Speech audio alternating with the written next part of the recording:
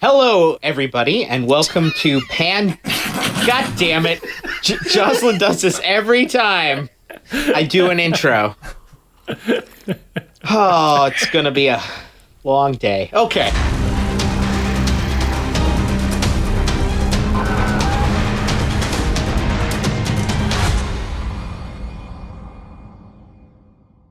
Hello, everybody, and welcome to PandemFlick Vodcast. This is the show where your hosts are going to take an in-depth look at a number of different significant films that have explored the theme of viral pandemics, viral outbreaks, and everything associated with that, while, of course, we are in quarantine and experiencing our own global pandemic. So a lot to talk about and a lot to discuss.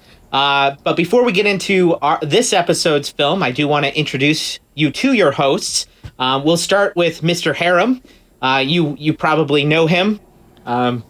Maybe. I don't know. Do they? If not, they will by the time this is over. The internet at large. Yeah, the internet at large knows Adam Harum. Adam Harum, of course, a award-winning filmmaker and the face of your web series, Done Better, which can be found on the YouTube. So, Adam, welcome to PandemFlick, and thank you for being a part of it. We also have Isaac Joslin. Isaac, of course, is the twisted mind behind the SacCast Movie Pod, another great podcast where Isaac and... defunct podcast. Now defunct, but, you know, it could rise from the dead. It will in another form, probably.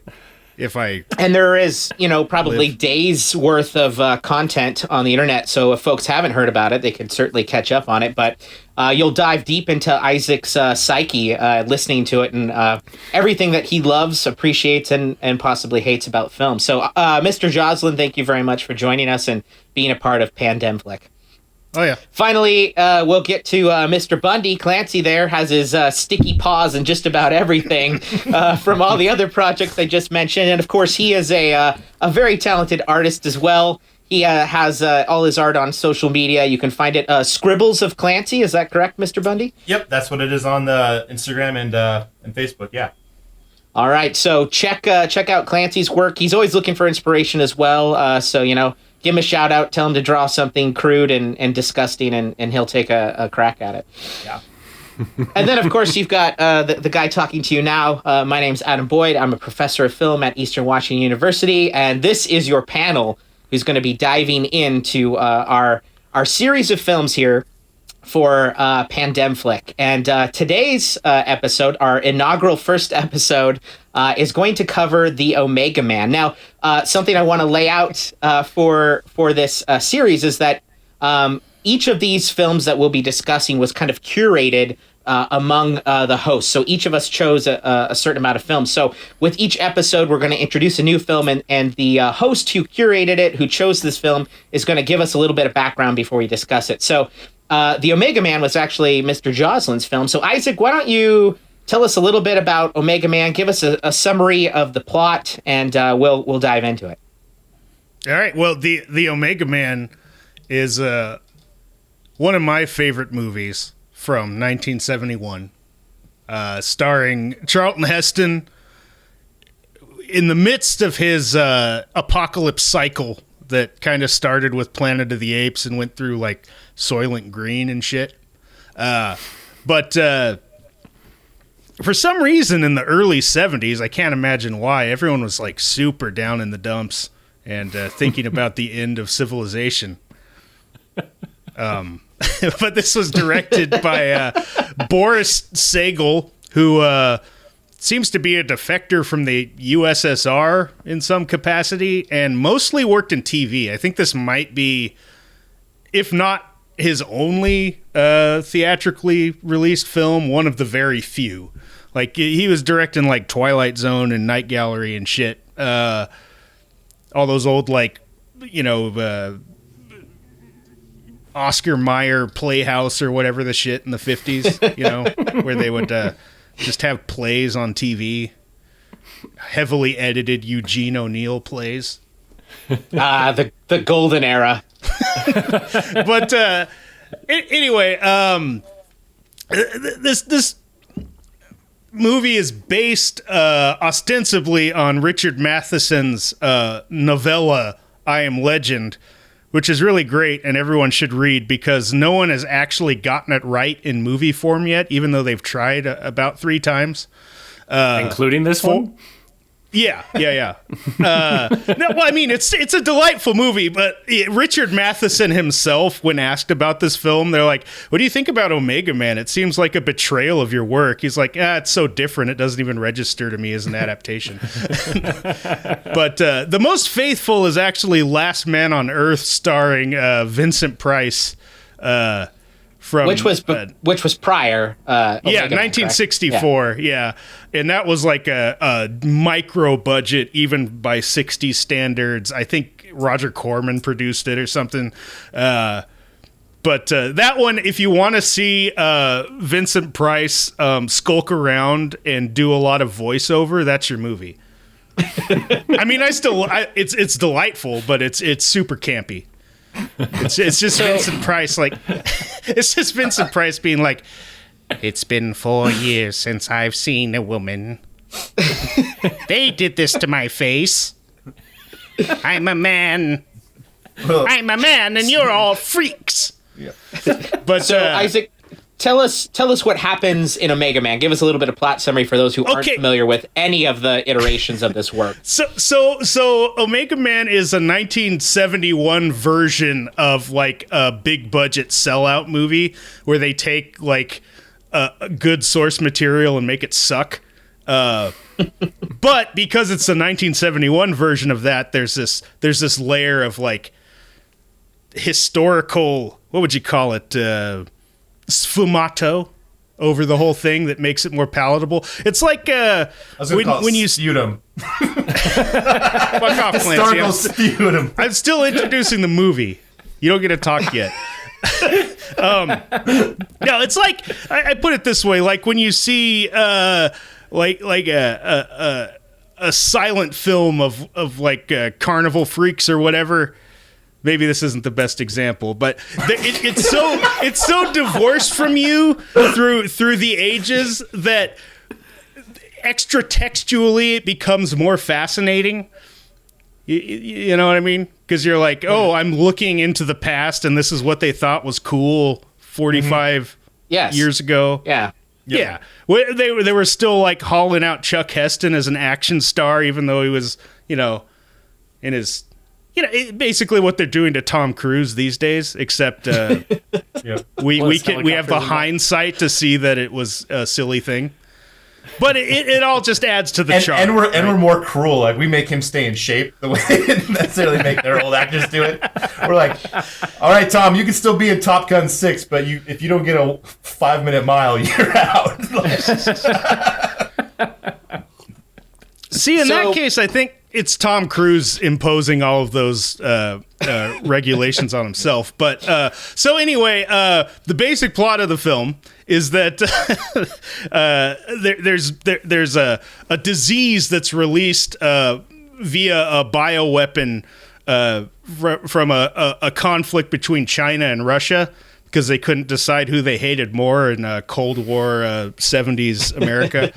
And it's taken over the world and turned everyone into these like vampiric freaks. They don't suck blood or anything, but they have to avoid the sunlight, and they turn all pale and pasty, and they at any rate, Chuck Heston plays plays like psychic kinetic powers. They can start talking to each other with their minds. No. What? Yeah. You're thinking of Beneath the Planet of the Apes, bro. No, I'm thinking of this movie because I don't know how the hell that kid found out where they lived. All right. Let me explain the fucking plot. Clancy, you'll get your turn. All right. Anyway. A plague turns them into a vampiric-like society. Go on. Yeah, and Chuck Heston is one of the doctors in charge of coming up with a cure, and he does, but his helicopter crashes because the pilot comes down with the disease, and so he injects himself with it and becomes the last normal man on Earth, as far as he knows.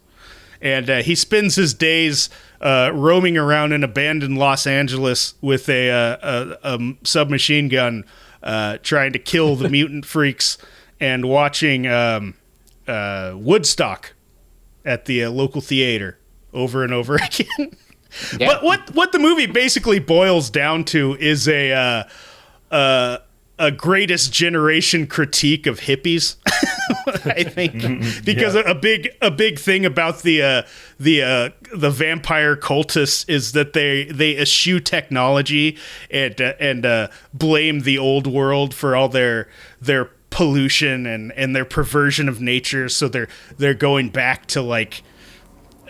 They call the modern family. men the people of the wheel. Yeah, the family is the vampire cult.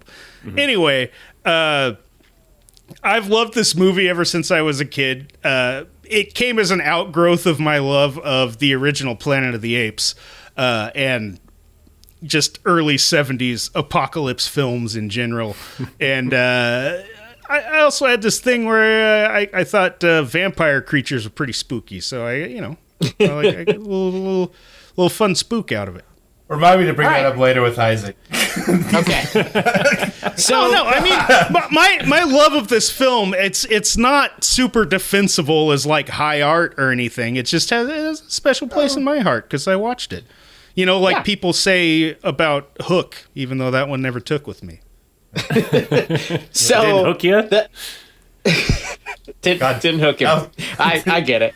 All right. So the next portion of what we're going to do here is we're going to move to our other hosts and let them kind of weigh in on what they thought about the film. And ultimately, what we're going to try and do here is either give this film a passing or failing grade in terms of not only itself as a film, but also how it handles the pandemic or outbreak theme. So we're going to give it an either it survives, thumbs up, or it is infected, a thumbs down. So I'm going to ask Mr. Great. Harum, Adam. Well, really quick before we start. Okay. Who hadn't seen this movie before? Clancy and I haven't, and Adam. Clancy hasn't. Yeah. Oh, okay. So all right. So this was new to them. So we'll start with Adam, your first impressions and kind of what struck you just about the film in general, but then also how do you think it kind of handled this concept of this disease, this outbreak? Well, it took me a while to realize this wasn't just a documentary made in the 70s about Charlton Heston's life. I got a good laugh out of like future knowledge about the guy looking back at this movie. On many levels, I did appreciate it. It did have that weird, because I hadn't seen it when I was younger, and because it does have that very made in the 70s feel. It's similar to like in 28 Days Later when they cleared out London to film like Vacant London, and you're like, wow, that's pretty fucking impressive. This is actually caught for real. There's a massive feeling of that in this movie where they just take huge swaths of LA and remove people, and it's just him driving around in a car and getting like cool super cinematography cool to see. of that. Yeah, Which would have been like super novel at the time. It's like us watching 28 Days Later. Well, according to the IMDb, downtown LA was just like that in the middle of the day in the 70s. Like, one of the producers was like, how are we going to shoot these like big sweeping city scenes? And they drove through downtown LA and didn't see a single person. They're like, I guess we just come here in the afternoon. Just throw some newspaper and bushes around, we'll be fine. But yeah, just the concept too of like the fact that it all had to be done for real was something else I appreciated, not only from cinematography and blank, but like even like super wide shot, and I still see the car in the background that nowadays would take all of 5 seconds to remove. But then also appreciative of like their Spirit of Halloween costumes that they picked up at the local what used to be a Staples to like wear, just kind of like it had that like weird cheap feeling, and they crushed that Sunglass Hut. Like, yeah, that was immediately swore the sunglasses. Yeah, there was enough silly stuff that like at the time maybe still would have felt silly, but that I appreciated the movie more by it being a little campy in that way, where I could, as a full-grown adult, be like, maybe as a kid this would have been a little more creepy and stuff. But overall, I did rather enjoy it. A lot of it just being this kind of very simple, very slow building story. but I have also seen, like Isaac was saying, I think I've seen all of the other adaptations of this story, and it didn't really stick out as anything too unique to me, other than it being like a little time capsule like that. And then as far as the pandemic influence, to me, it was kind of a loose rules, because it was either they weren't affected, they were affected, but they were culty, or they died immediately, and it really was just up in the air on however that worked for whatever they wanted to tell the story. Ultimately, they wanted to get to like Charlton Heston being Jesus and saving the world, and whatever they could do to get there is kind of how it went. So I would give it a thumbs up and say, as far as an adaptation and the concept, yes, but it's also weirdly not a movie I would go around recommending to people, I think, nowadays without warning them beforehand. Okay, well, go fuck yourself first. I gave it a thumbs up, Isaac.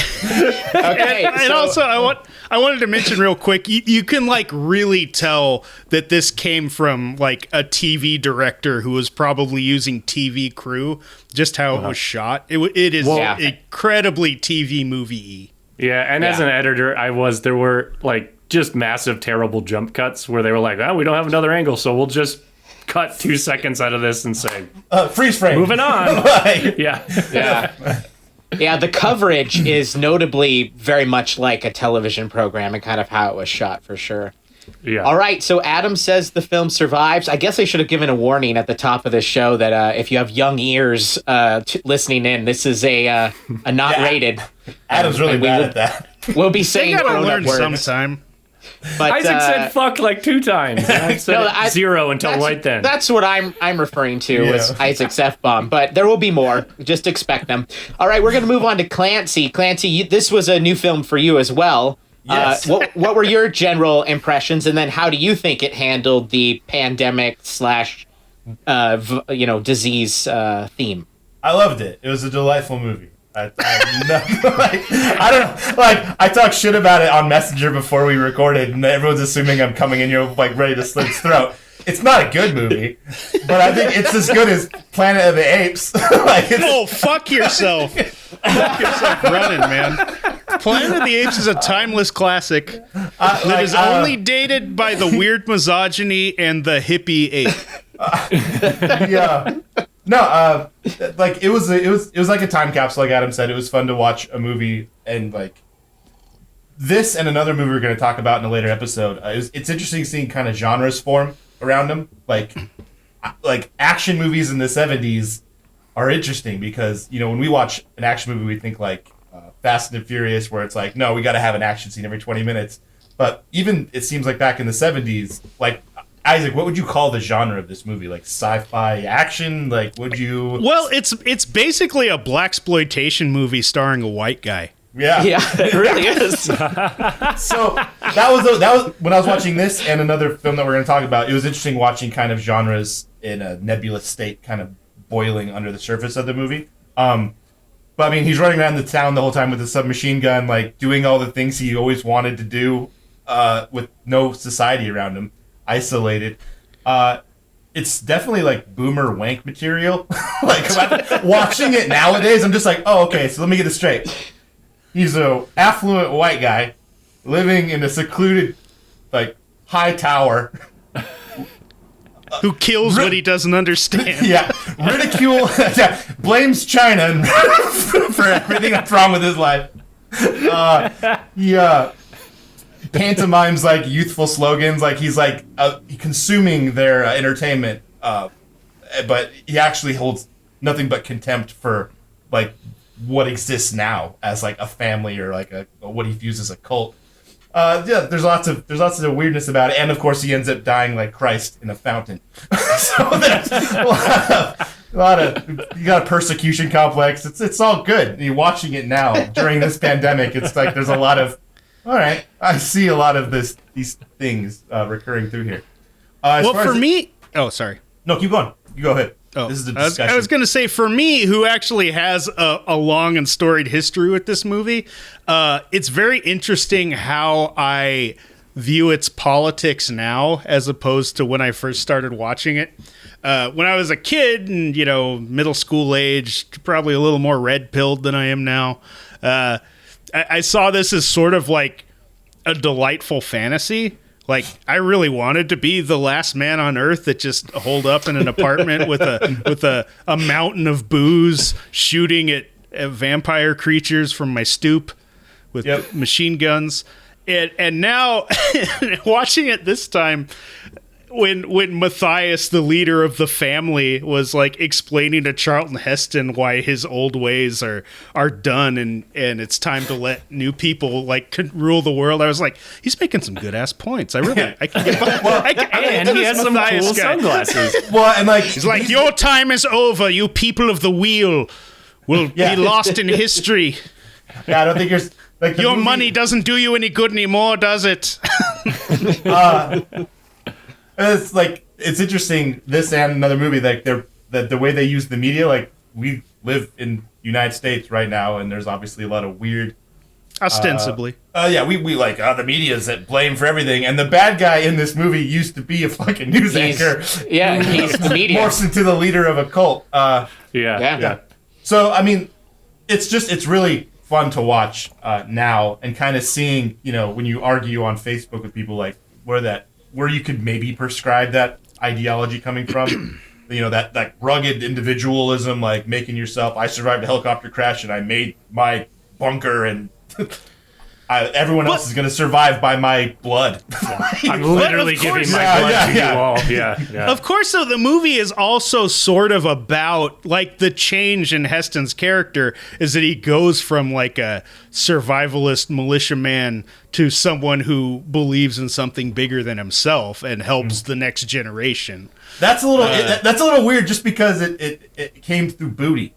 Like, it took so boobs. Anyway, it took boobs to make him explain invest in that. What happens in the movie, Heston runs into some non-infected people, or people that have a milder form of the disease, led by one Rosalind Cash as a proud woman of color, capitalizing on the black exploitation boom. Seriously, this was 1971. This was like right when Shaft and Sweetback hit, and everyone was scrambling. They're like, "Oh, you can sell things to black people? Should we like? Is that? Do they have money? Did we give them money? Yeah. Are they allowed to?" Can we take it? I mean, we should throw him a bone after assassinating all the Black Panthers. Let's do it. But so she was obviously Isaac's not tiptoeing around anything right now. Why not? At any rate, let's not call it like we see him.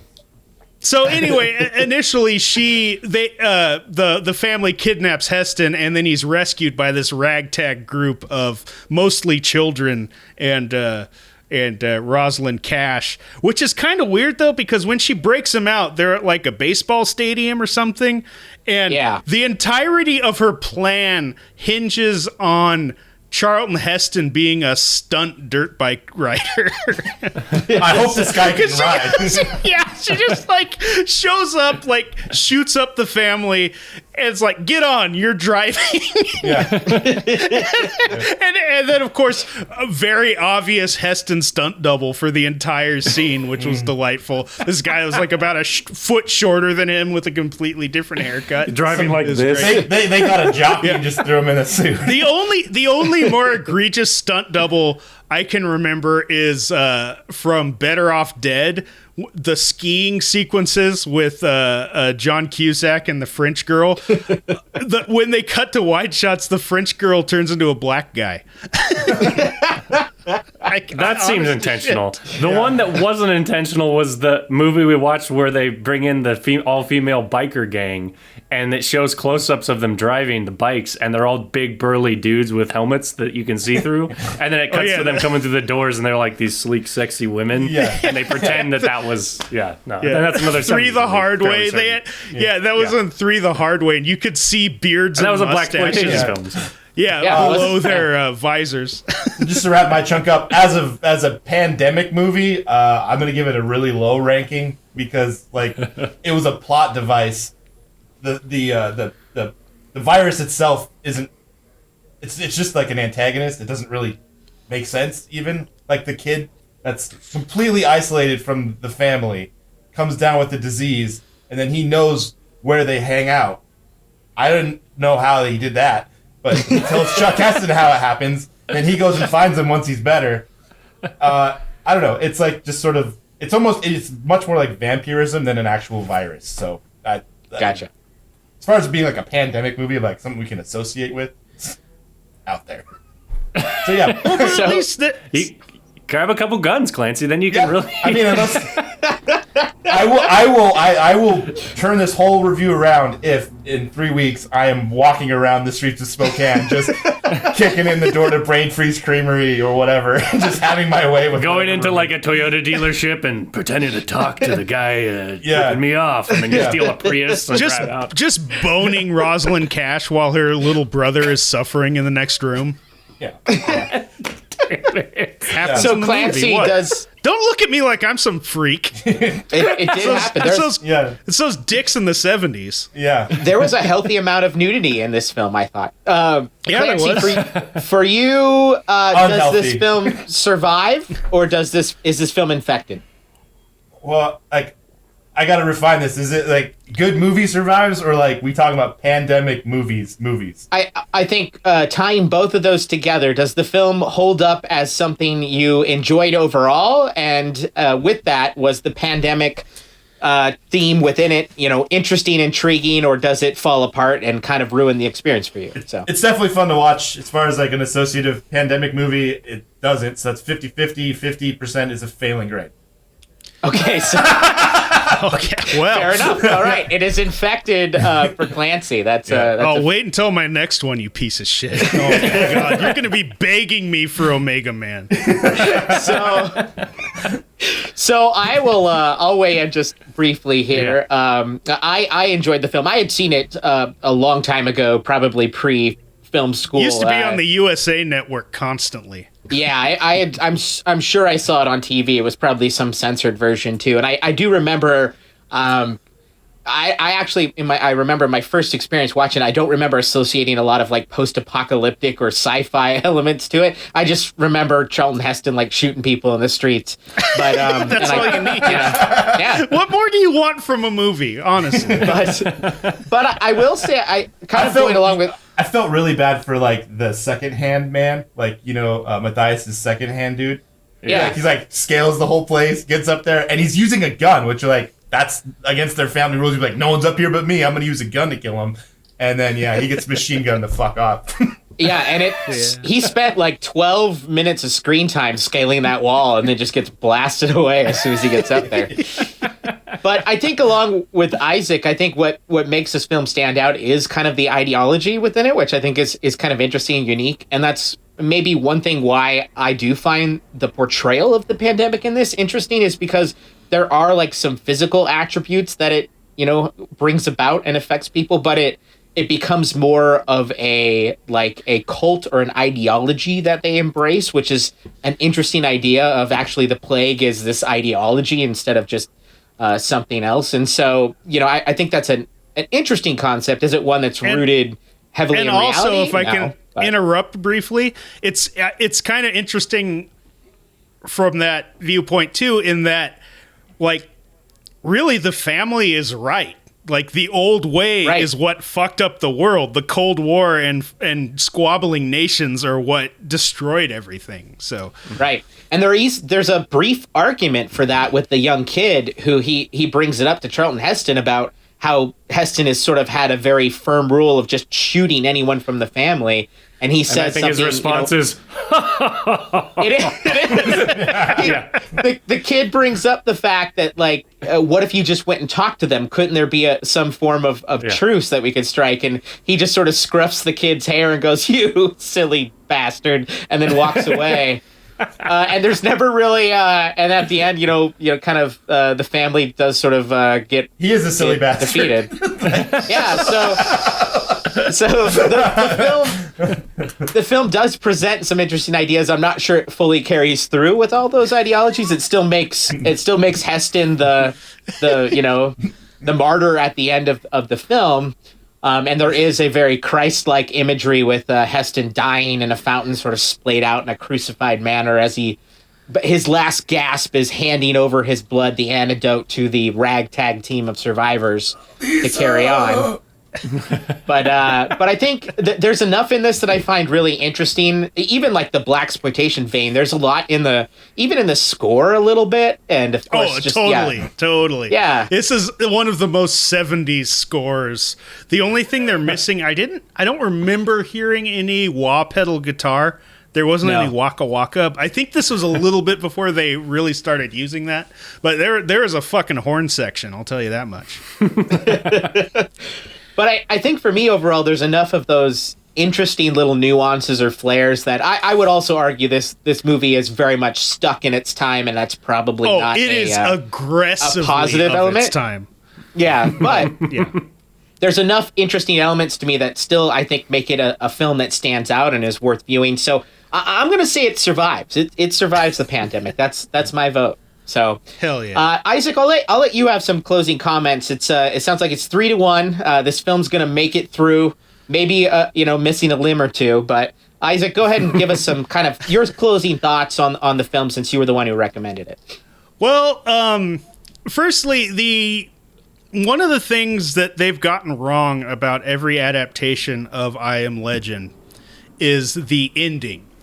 And the whole point of the novella is at the end, the last surviving human realizes that the infected people have reorganized their society, and he is now the monster that's been murdering everyone. That's what the title means. I am the spooky monster that is causing the suffering in this world, because I'm this throwback that hasn't changed with the times. And every other version has resisted that. They're like, oh no, the monsters they're just monsters. You just fucking kill them or whatever. Especially like in the Will Smith version, they're just like full on screechy monsters. You don't empathize with them at all. I mean, in Omega Man, you could still kind of like see their point, more or less. Right. They're presented as creatures that can be redeemed, like through his serum or whatever. Right. And in that sense, the movie is a total failure as an adaptation, as is pretty much every other version. The Vincent Price version is closest to that original story, but they still, it's not defensible as art, I guess.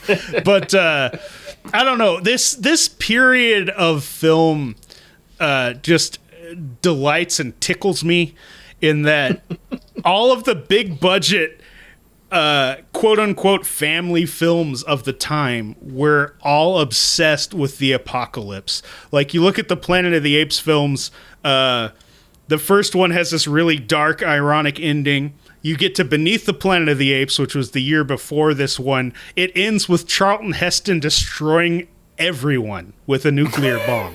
It destroys the planet. And everyone dies. Rated G.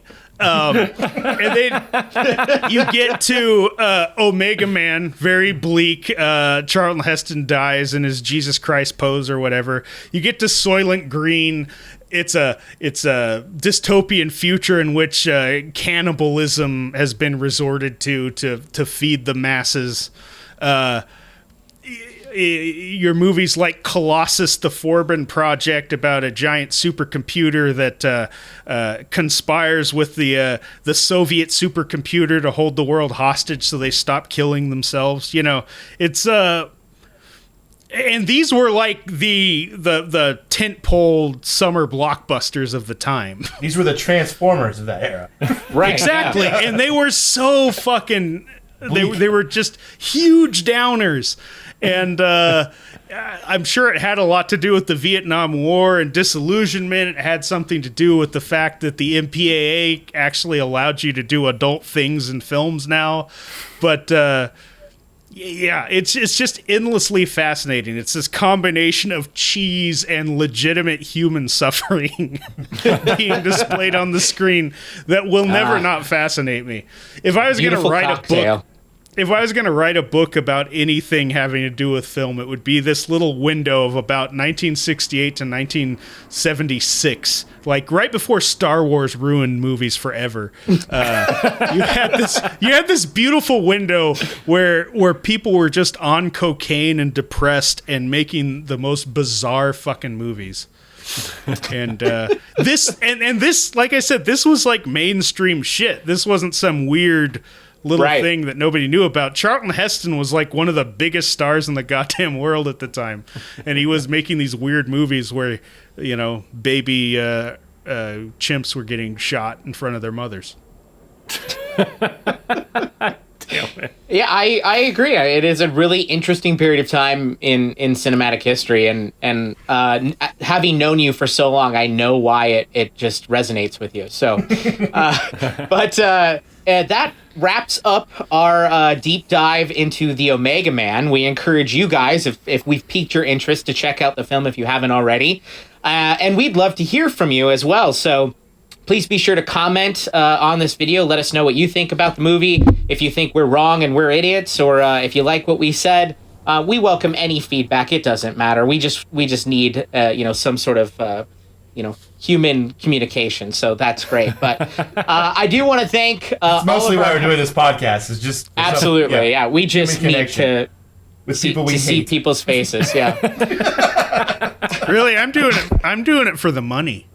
Oh no! I've got terrible Which news. brings us to our sponsor, Loot Crate. I want to thank our hosts, Adam Harum, Isaac Joslin, and Clancy Bundy, and of course myself, Adam Boyd, for tuning in for this episode of PandemFlick and our deep dive onto the Omega Man. Please be sure to do all those YouTube-y things, like, subscribe, become a fan. Join our fan-only site. Is that a thing? Can we do a nude fans-only thing? A nude fans-only? You say nude? Yeah, or that's nude. Isn't that okay? Isn't that what all the Instagram influencers do? Yeah. You're wearing clothes? We're gonna start at OnlyFans. Well, a shirt. Yeah, OnlyFans. There we go. Yeah. That's what it is. Okay. Because OnlyFans want to see that shit. Boy. What's that? This may look okay. like a black hooded sweatshirt, but that's just my rotting skin. But at least it plays into the theme of this show. So, And the next episode. Yeah. So we'd like to thank you all for tuning in, and we do hope you will join us for the next episode. We've got more great outbreak and pandemic movies to talk about and dissect, so be sure to check us out on the next episode, and thank you very much for tuning in. Until next time, stay safe, stay healthy, stay alert. away. See you all in hell. Stay away. Stay away. This has been the PandemFlick Vodcast. We'll catch you next time. Couldn't even let him do his closing outro, you dicks. Adam, I'm so used to this shit, it doesn't even matter anymore.